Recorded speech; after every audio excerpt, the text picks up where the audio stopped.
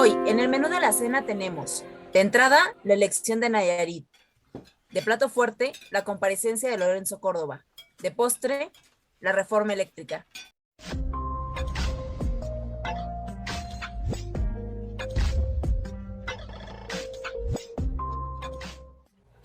Este no es un podcast de opinión política. Aquí ofrecemos propuestas concretas a los problemas de la semana y anticipamos cuáles serán los nuevos en los próximos días. Somos Demolitics, consultoría parlamentaria.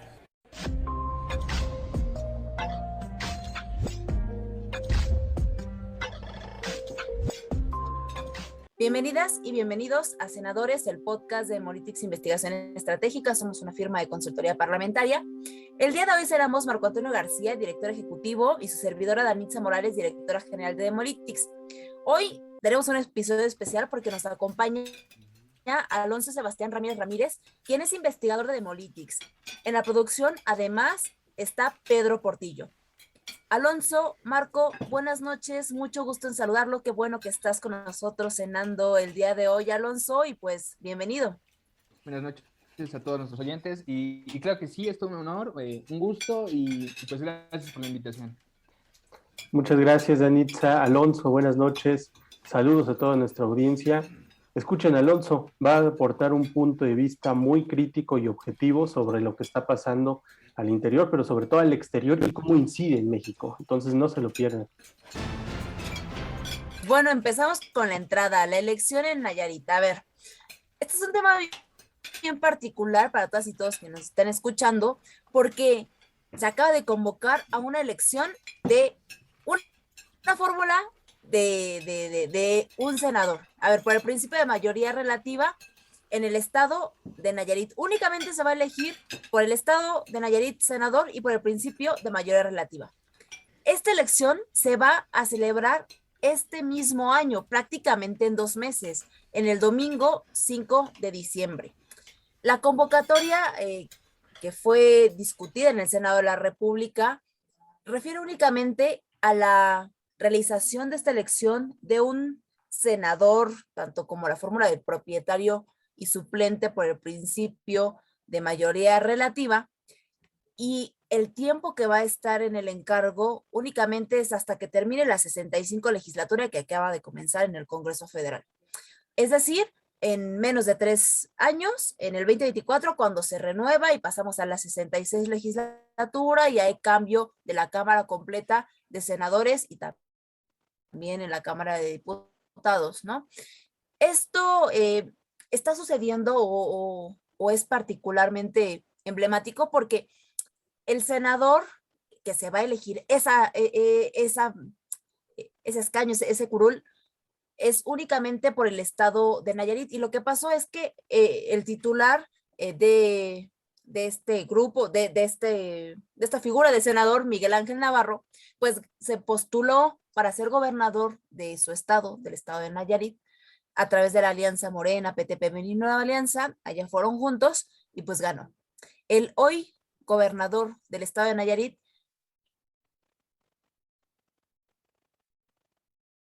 ya arriba. Y es que para la elección se hará únicamente de un senador, como mencioné, propietario y suplente, perdón, y tiene que cumplir los requisitos enmarcados en la Constitución, que son los artículos 55 y 58, que si no mal recuerdo, Marco, se tratan particularmente de temas de proceso, no hay otra cosa más que los requisitos formales que tienen que poseer estas personas que se van a postular. Sí, que se van a postular y que después de virtualmente ganar la elección van a poder ejercer como senadoras o senadores, según sea el caso. Esto nos abre la puerta de varias discusiones. La primera de ellas es, ¿quién tiene que hacer la elección? Pues evidentemente la autoridad electoral, el INE. La elección, la calificación, el cómputo, la declaratoria tendrá que ser realizado por ellos. Pero, y hay que cuestionárnoslo, eso estaba previsto en el momento en el que se aprobó el presupuesto de egresos de la Federación de 2021, eso es el de este año, ¿o no? ¿Eso ya lo tenían previsto en el paquete económico o es algo de lo que se va a tener que poner al corriente la autoridad electoral. Eso por un lado. Y por el otro también se abre una discusión interesante que es, ¿qué ocurre en el momento en el que queda vacante un espacio ocupado por un legislador o legisladora? Llamémosle senador o senadora, diputado o diputada, e incluso en el ámbito local. Las constituciones, las leyes orgánicas, los reglamentos no hablan específicamente de cuál es el procedimiento que se debe de seguir en caso de que quede un escaño vacío, una curul vacía. Más bien, lo que se está haciendo en este momento es tratando de improvisar a través de un decreto el cómo ocupamos ese espacio vacío de un legislador o legisladora, según sea el caso. Entonces, no habría que preguntarnos, Danitza, ¿esto no es muy sintomático de algo que ocurre en la democracia mexicana? Que de pronto nos enfrentamos a casos que pensamos nunca van a ocurrir o van a ocurrir en un caso súper extraordinario, y cuando nos enfrentamos a esos casos no tenemos un marco jurídico lo suficientemente sólido y robusto. Bueno, habrá que preguntarnos además, si ya hay un mecanismo previsto por la Constitución para regular qué pasa en dos momentos. Uno, durante los primeros 2 años de mandato del presidente constitucional, o dos, durante los últimos 4 años. Está la figura de presidente interino y la figura de presidente sustituto, cada una con naturaleza jurídica distinta. Un presidente interino, por ejemplo, lo que tiene que hacer es convocar a elecciones a la brevedad posible para que el nuevo presidente que resulte electo de ese proceso electoral extraordinario ocupe la presidencia durante 6 años. No es así cuando pasa durante los últimos 4 años. En los últimos 4 años lo que ocurre es que el presidente que resulta electo después de todas las formalidades que deben de satisfacerse, tiene que terminar el ejercicio constitucional. Esto es, si de pronto ocurriera, y ojalá que no, no toco madera para que no, pero si de pronto el presidente López Obrador falleciera, qué sé yo, de un infarto, tendríamos que seguir todo este proceso y la persona que ocupe su lugar ya no sería presidente o presidenta 6 años, sino únicamente lo que resta de su mandato. Y creo que abundar en el tema de la legislación parlamentaria, cuando suceden estos casos, cuando tienen que convocar elecciones para elegir únicamente a un legislador de un estado, ¿no? Ya no se están haciendo como tal todas las elecciones de los 300 distritos electorales o en las 32 entidades federativas. Esto yo creo que daría pie a que de repente en el ámbito federal, ¿no? Se le pasa algo a la diputada de algún distrito electoral, ¿no? Alguna diputada federal. O por lo contrario, vamos a poner los dos ejemplos, ¿no? Pierde la vida en este caso, o simplemente renuncia tanto a la titular o renuncia tanto a la suplente, y entonces se va a convocar en un distrito electoral la elección de un solo legislador, como lo están haciendo en este caso. Pues bueno, parece que sí, ¿no? Y en el Senado de la República lo están haciendo, Marco. Así es, y esto también debe plantearnos otra cuestión. A ver, no hay un marco jurídico que regule esta situación en el caso de los congresos. Pero luego entonces, ¿qué pasaría si no ocurriera lo que está ocurriendo ahora? Si no se llegara a un acuerdo para convocar una elección extraordinaria y que la persona que ha dejado su espacio vacío sea sustituida por una nueva resultante de un proceso electoral. Pero también podemos cuestionarnos otras cosas, ¿no, Anitza? Pues ya lo mencionábamos también, además de qué pasaría si no se llega a un acuerdo y algún legislador o legisladora manifiesta su oposición o simplemente la Cámara no está a favor de hacerlo. Está la otra parte, la parte de la autoridad electoral. ¿Qué pasaría si el presidente del INE, Lorenzo Córdoba, dijera que no hay presupuesto suficiente para realizar estas elecciones, para elegir únicamente a un legislador? Pues bueno, hablando del presidente del Instituto Nacional Electoral, pasamos al plato fuerte, que es la comparecencia de Lorenzo Córdoba. Los pongo un poquito en contexto. La Cámara de Diputados citará al presidente del INE, Lorenzo Córdoba, para que comparezca en casi un mes, el 5 de noviembre. Esta comparecencia fue aprobada a través de la Junta de Coordinación Política en la Cámara de Diputados. La razón de esta comparecencia, que explique el presupuesto que solicitó para el 2022 de casi 18 millones. O sea, el ejercicio que viene, lo que se está discutiendo del presupuesto total de egresos en la Cámara de Diputados. Bueno, San Lázaro está citando a Lorenzo el 5 de noviembre. Esto es un dato bien interesante. Lo cita el 5 de noviembre, tan solo 10 días antes del plazo legal que tienen las y los diputados para aprobar el presupuesto de egresos. El presupuesto tiene que estar aprobado el 15 de noviembre, ¿no? Y recordemos que la aprobación, discusión, es una facultad exclusiva de la Cámara de Diputados, ¿no? Este presupuesto que está solicitando el INE, este organismo constitucionalmente autónomo, va a tener una distribución en distintos ramos. A ver, estos 18 millones, al menos 11 millones, que es menos de la mitad, van a ser para sus actividades permanentes. Sueldos, actividades naturales que tienen que realizar, etcétera, ¿no? Casi 2 millones de pesos van a ser destinados para las elecciones locales y federales, las que estábamos discutiendo en la entrada. Y otros 6 millones de pesos, ojo, 6 millones de pesos están destinados en el presupuesto de egresos del INE para el proceso de revocación de mandato y para la consulta popular del próximo año.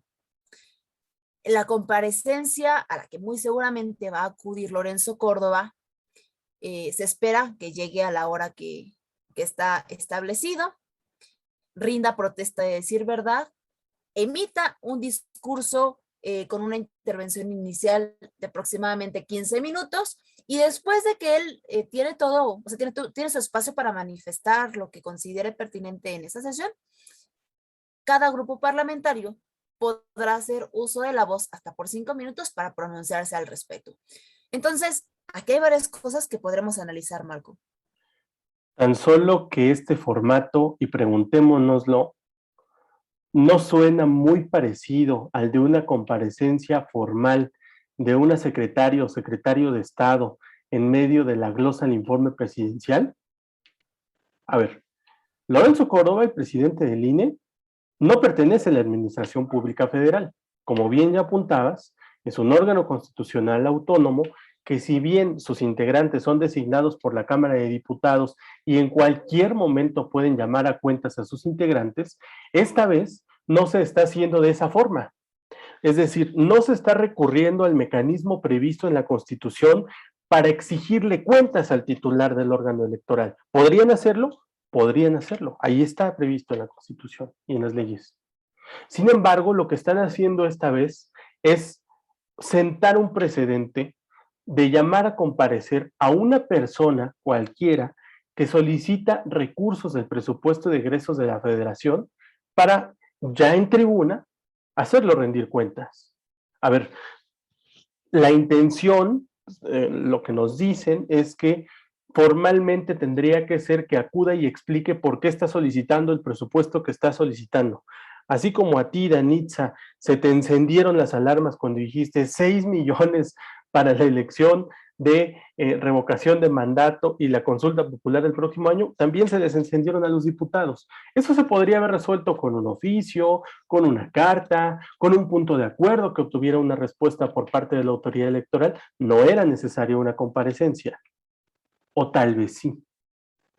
Tal vez Morena y el bloque mayoritario están dejando pistas de qué es lo que pretenden hacer de cara a la reforma electoral, que no sé si veremos el próximo año o dentro de 2, probablemente sea el próximo año. Pero entonces pensemos si con esta excusa no se podría llamar a comparecer al presidente del Tribunal Electoral, al presidente de la Suprema Corte de Justicia, y con esos quedémonos, integrantes del Poder Judicial, que no tienen por qué rendir cuentas al Poder Legislativo porque son un órgano aparte. Sin embargo, con este precedente que ahora se está sentando, sí queda abierta esa posibilidad. Parece que los plazos ahora en este año ya están muy cortos para que algo así ocurriera. Sin embargo, si se siente el precedente esta vez como parece que se sentará, el próximo año que no nos llame la atención, que llamen a comparecer o al Tribunal Electoral o a la Suprema Corte de Justicia, particularmente a sus cabezas. Entonces, habría que preguntarnos también, Danitza, ¿será que Lorenzo Córdoba va a tener un día de campo en la Cámara de Diputados ahora que sea su comparecencia, no comparecencia? ¿O puede que se la vea difícil? Pues en los episodios pasados de Senadores poníamos justamente en la mesa pues no la posibilidad, sino más bien la facultad que tienen las y los diputados, las y los senadores, de ejercer preguntas directas, bien hechas, establecidas con un sentido como si fuera un juicio, ¿no? A las personas que van a comparecer. Ahora que está en la cancha, en una cancha diferente, ¿no? De una persona que ha sido, pues a lo mejor no muy grata de la actual administración, pues podemos anticipar muy seguramente que Morena va a dar cátedra de cómo se maneja, cómo se lleva a cabo, cómo se hace una comparecencia, ¿no? A lo mejor esa es la razón, no lo sé. Marco, tú nos comentabas la semana en el TikTok por la que el presidente López Obrador no quiere ir a la entrega de la presidencia Belisario Domínguez en el Senado esta semana. Y pues bueno, pasando al último tema, al postre, sobre la reforma eléctrica, hay que decir varias cosas, Alonso Marco. Ya se presentó esta reforma eléctrica, una de las 3 que el presidente López Obrador dijo que iba a mandar al Congreso, ¿no? La mesa directiva de la Cámara de Diputados ya la turnó a las Comisiones Unidas de Puntos Constitucionales y de Energía para que trabajen en conjunto, la estudien, la dictaminen y pueda seguir con el proceso y el curso legislativo natural. El día de ayer y en días pasados han habido por ahí revueltas comentarios, sobre todo del bloque de la oposición. El coordinador de bancada del PAN habló sobre una posible ruptura de la Alianza Va por México en caso de que el PRI votara a favor de esta reforma en materia eléctrica. A lo que el dirigente nacional del PRI, Alejandro Moreno, dijo pues que bueno, no iban a caer en provocaciones, no iban a caer en presiones y pues con calma. Incluso el mismo día de hoy el presidente López Obrador dijo abiertamente de que el PRI tenía la oportunidad histórica de prácticamente reivindicarse con el pueblo. Aquí hay puntos interesantes a rescatar, Marco. El primero de ellos es que quién sabe si haya sido su intención, seguramente sí, pero el presidente López Obrador ya está consiguiendo que haya confrontaciones internas en el grupo, en los partidos que integran la coalición Va por México. El PRI y el PAN ya están confrontados abiertamente, como tú ya nos explicaste, y eso ¿a quién beneficia? Pues evidentemente a Morena, ¿no, Alonso? Sí, no, y se aprovecha la cuestión discursiva, que es lo más interesante de todo, como el uso de la terminología y en especial la cuestión de la nacionalización, ¿no? Hay que recordar, ¿no?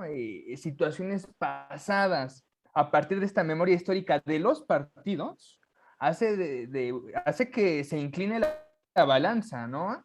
Y que este pacto puede o no estar en la orilla de una mesa. Entonces, pues vamos a ver qué sucede en los siguientes días. Bueno, es que esto que dices es claramente un punto de inflexión que se puede dar en el momento de la negociación. Tan puede serlo que ya ha trascendido que el presidente de Morena le ha dado la instrucción a sus legisladoras y legisladores de que sí hay cierto margen para negociar con el PRI y poder llegar a un acuerdo, porque al final del día se podrían obtener, como decimos coloquialmente, matar 2 pájaros de un tiro. Por un lado, conseguirías la aprobación de la reforma eléctrica y por el otro, lograrías fragmentar al bloque de la oposición y nada haría más feliz a algún partido, a algún bloque hegemónico en cualquier rincón del mundo que el poder fragmentar a la oposición. Entonces, lo que ha respondido el PAN en este momento ante todas las presiones internas y externas que hay en el Congreso es, ¿por qué no mandamos esta iniciativa a Parlamento Abierto? Parlamento Abierto entendido no como un instrumento de rendición de cuentas o de participación ciudadana, donde vienen los expertos y nos dan su opinión y recogimos las mejores propuestas y las plasmamos en la ley, porque eso difícilmente ocurre. Materialmente, estos ejercicios de parlamento abierto son utilizados como congeladoras legislativas. Lo que el PAN está tratando de hacer al mandarlo a una discusión de parlamento abierto es dejar al menos que las aguas se enfríen. Y ya con las aguas un poco más quietas, más calmas, se puede llegar a negociar otro tipo de cuestiones con el PRI. Claro.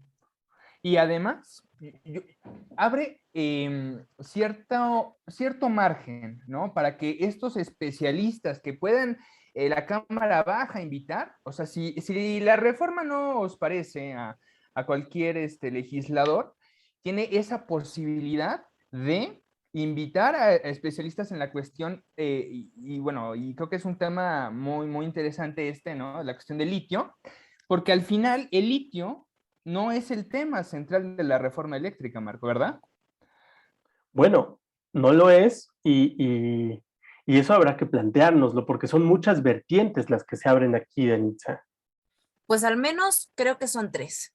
En principio, la parte discursiva que ya Alonso había tocado un poquito hace unos momentitos, y es ver cómo el presidente supo vender la propuesta a la ciudadanía, o sea, cómo hizo ver que el eje central, el punto significativo, el tema de fondo, pues fuera la soberanía del litio. ¿Y quién estaría en contra de hacer propio el litio en México?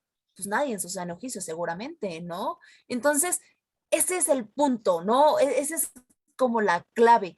Lanzó una reforma con un tema al que no le podías decir que no. No hay forma en el que digas, no, no queremos hacer mexicano el litio y nosotros explotarlo y hacer uso, venderlo y obtener recursos también.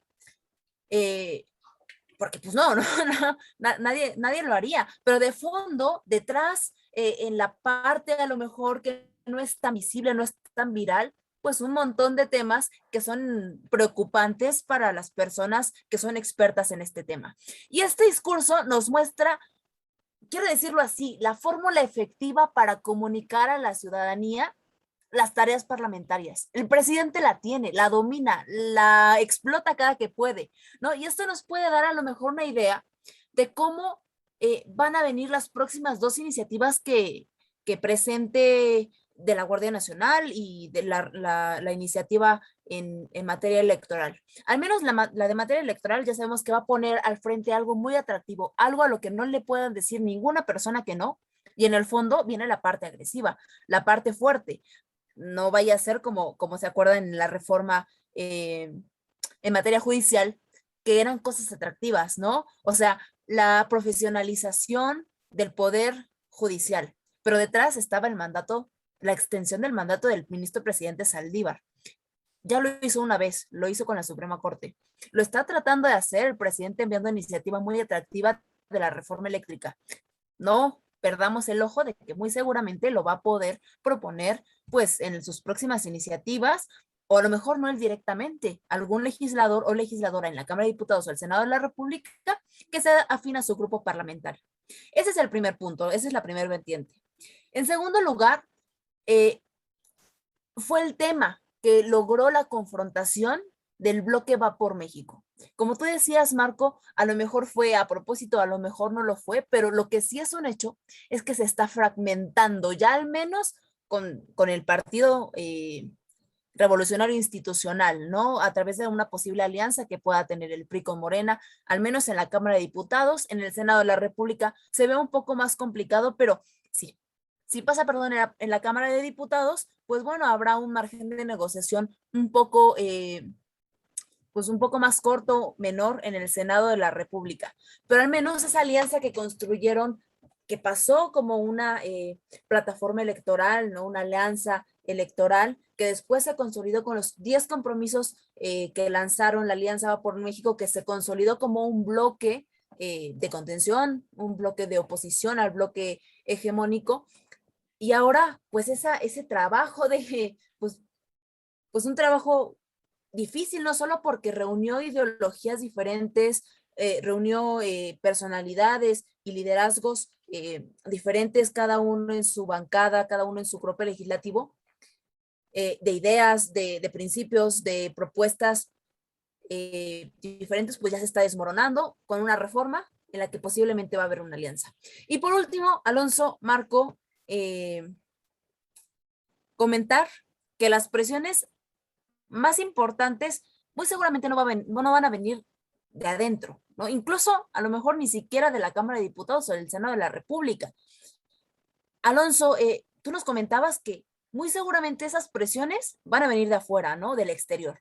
Claro, sí, sí, sí, seguramente no sería la primera vez que vienen de afuera, pero inclusive el papel que vayan a jugar, no nada más el PRI con estos 71 diputados, los 12 senadores, no, o sea, también los otros partidos, ¿no? La cuestión del verde, la cuestión del Movimiento Ciudadano, hay que estar muy atentos. Ahorita ya me imagino, Marco, vamos a hablar un poco de ello.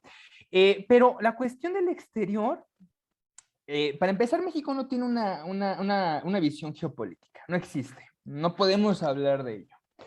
Aunque el recurso de litio se muestra como uno que es de gran importancia en la cuestión comercial, en la cuestión tecnológica, en la cuestión de la innovación, sí podemos apostarle a la extracción, pero no nada más limitarnos a esta extracción. Hay otros países que se dedican, podemos poner ejemplo, Australia está jugando un papel muy interesante en el Pacífico, vendiéndole a la cuestión en Asia, ¿no? Pero también a la cuestión occidental de parte de Estados Unidos. Las empresas chinas están intentando apoderarse del mercado. Igual las alemanas en la cuestión de América del Sur, en este triángulo llamado el Triángulo de Litio, en Bolivia, en Chile y en Argentina, lo que nos lleva a pensar que México en sí no es un actor, es un actor emergente en este mercado, pero que no debe pues, de limitarse a la cuestión de la extracción. Hay ejemplos en América Latina que tienen ciertas repercusiones, ¿no? Y son repercusiones socioeconómicas con la cuestión de la población en donde se ha extraído la cuestión de los recursos y las ganancias. Si nosotros queremos tener una planificación, no nada más como una cuestión de una agenda de partido, ni como una agenda de gobierno, sino como una de Estado, ¿no? No limitarnos a este periodo de gobierno, sino intentar que las ganancias sean incluso mayores. La cuestión del TEMEC es una puerta que otros estados no tienen, o sea, no tienen, y por ahí inclusive se podría ver, el TEMEC en el fondo prohíbe que los gobiernos favorezcan empresas nacionales. Entonces, no vamos a delimitarlo con la cuestión del litio, porque ahí fueron muy inteligentes y le dieron entonces y conservaron la concesión a la empresa de origen canadiense y tiene algunos socios chinos y otros ingleses, ¿no? Que es la Bacanora Lithium, o sea, no nada más con la cuestión de litio, sino con la cuestión eléctrica. ¿Qué va a pasar con la cuestión de la electricidad? Sabemos que mucho de la reproducción del gas viene del norte, de la cuestión de los ductos de gas. Hay que esperar y no va a ser sorpresa que Estados Unidos empiece a presionar con el precio del gas. No sé cómo lo veas, Danitza. ¿Afectará en ese sentido los precios del gas? O sea, no nada más en la cuestión de aquí interno, sino en la cuestión de la importación. No, pues por supuesto que va a afectar de manera interna, ¿no? Uno de los temas es que ha sido abanderado justamente en el tema parlamentario por partidos como el Verde Ecologista, Movimiento Ciudadano, incluso el PAN y el PRI, ha sido el uso de energías renovables, energías verdes, ¿no? Que en esta propuesta que está presentándose, pues no es algo pues que sea como muy importante, ¿no? Sí, ¿no? Ahí bueno, hicimos un estudio en donde determinamos que gran parte de los temas eléctricos, los temas que tienen que ver con cuidar el ambiente, pues no están siendo prioridad, al menos para la bancada de Morena, y pues tampoco lo están siendo para el presidente de la República. Ahí creo Sí. que hay que ver un tema particular, que es qué va a hacer la oposición, ¿no? Va, por ejemplo, a proponer iniciativas que contrarresten, a lo mejor que hayan como antinomias dentro de la Cámara de Diputados y que entonces hayan distintos temas propuestos, como pasa en la práctica parlamentaria, con, aunque sea el mismo tema, pero con diferente solución. Me refiero a lo mejor en contra, ¿no? De una de estas disposiciones o de muchas de las disposiciones que contempla la reforma eléctrica y que beneficien al menos al medio ambiente, ¿no, Marco? Es que estas dos cosas que ustedes ponen sobre la mesa son eventuales conflictos que va a tener la reforma energética en el momento en el que se delibere. Muy probablemente, y esto creo que sí me animo a decirlo abiertamente, yo creo que no se va a aprobar. Yo creo que incluso si se llegara a aprobar, hay mucha materia para controvertirlo por la vía judicial, a través de litigio estratégico, a través de empresas privadas, a través de empresas norteamericanas transnacionales, ¿no? Sí. Sí, no, y no, nada más se queda en la cuestión del TEMEC. Incluso si México le apuesta a esta visión geopolítica, ok, no vamos nada más a extraer, sino vamos a empezar a hacer una cuestión de industrialización, que cómo es necesaria si queremos tener un desarrollo óptimo, ¿no? Bueno, algunas teorías lo indican, vamos a dejarlo eso abierto, ¿no? También, pero en Asia Pacífico, ¿cómo se le llama? El Acuerdo Transpacífico de Cooperación Económica es otra puerta. O sea, también si queremos diversificar y no depender, también pues podemos venderle a alguien más, ¿no? Los partidos pues también deben de encargarse de negociar y creo que estas salidas jurídicas van a ser algo que se va a empezar a poner en unos 15 días. O sea, porque seguramente en un primer momento las cosas parecen en este instante muy positivas. No sé qué opinan. Marco. Que ahorita estamos hablando de litio y como bien dices, mañana estaremos hablando de otra cosa, de la desaparición de los órganos reguladores de energía y después del tema del gas y después del tema de la generación eléctrica y después de si los particulares pueden o no producir su propia electricidad o tiene que ser a través exclusivamente de la Comisión Federal de Electricidad. Son muchas vertientes, muchas aristas y como apuntaba Danitza y tú también lo sostenías, Alonso, muy probablemente las presiones no solo vengan al interior de Morena con las y los legisladores que estén en desacuerdo con esta iniciativa o al interior del PRI para evitar que se fragmente la coalición legislativa o entre las cámaras. No es el mismo PRI el de Cámara de Diputados que el de Cámara de Senadores y eso también va a incidir en el proceso legislativo. Al final del día, Danitza, sí se están cumpliendo las tres vertientes que tú anticipabas, que desprendía esta reforma.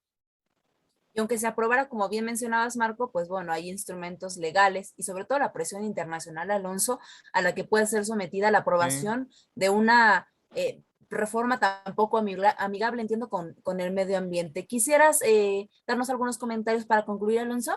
Sí, hay una vía que sí, y México puede estar apostando a una gobernanza ambiental a partir de la cuestión de los tratados internacionales que si bien no son obligatorios, pues sí se ve una pequeña muestra o por lo menos una tentativa, ¿no? En la cuestión del programa sectorial de energía, hay algunos puntos donde nos dan unos pequeños inicios a partir de ciertos principios energéticos que se están aplicando en todo el mundo. Y si bien el litio no, bueno, por lo menos la extracción que utiliza mucha agua, hay que ver también los problemas de recursos que van a surgir dentro de las localidades y la cuestión del trabajo. También vamos a estar pendientes si es que sí se llegara a aprobar. En la cuestión justo de tener estos esquemas que garanticen una recuperación ambiental óptima. Y también el Senado, en la búsqueda de otras vías, también de comentarios, usar la cuestión de la diplomacia parlamentaria con los senados y con los congresos, en general con los congresos de Chile, de Bolivia, de Argentina, para tener una perspectiva latinoamericana y aunque, bueno, ellos ya tienen experiencia en esa cuestión un poco energética, por lo menos en específico de litio, sí también conocer otros puntos de vista. Yo creo que lo apuntas concisamente, Alonso. Si no hubiera nada más que agregar, Marco, pues Nada, agradecerles. Alonso, yo creo que este tema, particularmente de la reforma, es algo que ha dado de qué hablar, que está dando de qué hablar y que muy seguramente va a dar de qué hablar en los próximos días. Y tú estás anticipando posibles escenarios que pueden ser utilizados por la administración en el Estado mexicano y darle una salida, sobre todo que beneficie a las y los ciudadanos. Este fue el Menú de Senadores, el podcast de Moritix Investigación Estratégica. Somos una firma de consultoría parlamentaria. El día de hoy cenamos a Alonso Sebastián Ramírez Ramírez, investigador de la firma, Marco Antonio García, director ejecutivo, y yo, Danitza Morales, directora general. Pedro Portillo nos acompañó en la producción. Espero que les haya gustado el menú de la cena y nos vemos en el próximo episodio.